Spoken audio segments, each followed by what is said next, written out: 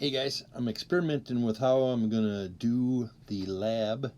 I think what I'm gonna do is make it a Schoology assignment, and it will be self-contained. So it'll have the directions in there, a link to a PDF to download, a video on the data collection, and all they got to do is click on it and be hopefully fairly self-explanatory like that. I may even make a video on how to do a split screen because I want to.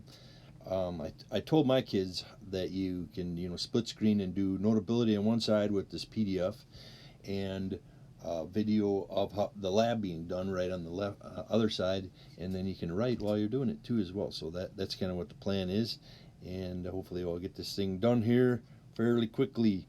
We're gonna have to do a demonstration of how to do stoichiometry so that we can arrive at how many moles are actually produced in this experiment, and then we'll tell them they're going to learn that business later. Alrighty, talk to you soon.